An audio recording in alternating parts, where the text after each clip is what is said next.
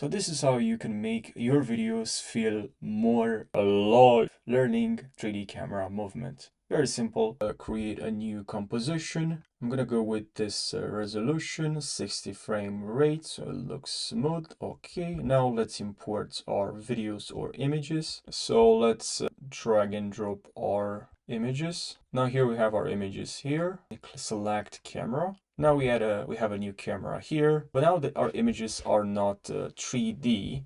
So to make this 3D, make sure you toggle this, and now you see this. Now here, just enable, click on here. If you have multiple images, you can also just select all the images and click on this. And now we have the camera, we have the images, but also we need this thing called null. Okay, null object. I'm gonna move the null object at the top here. And now I'm gonna just drag and connect this to our null, the camera to our null. And now if we go here to active camera, I will go to top, and then we click on here, select to view, arrows pointing, we can see right here, and which we can actually move with this, our image. I'm gonna scroll a little bit, zoom out a little bit, and just I'm gonna move the image right here. I'm gonna rotate, okay, a little bit far away. Now I'm gonna select the second image. I'm gonna move this one here, rotate this image as well, then the other one, select this one here, the other one here.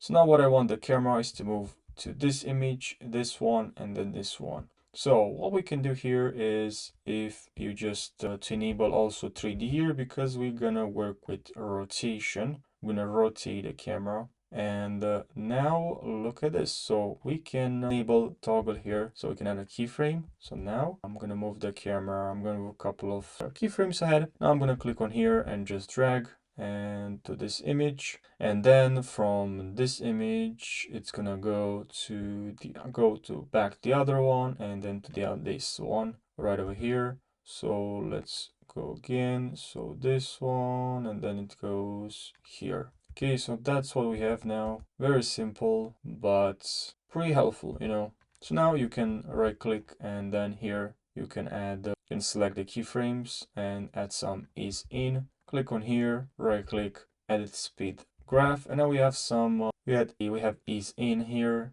If you want, you can edit this even more. Okay, now if you want a little bit faster, we can just drag the keyframes closer to each other. So now this is what we have here.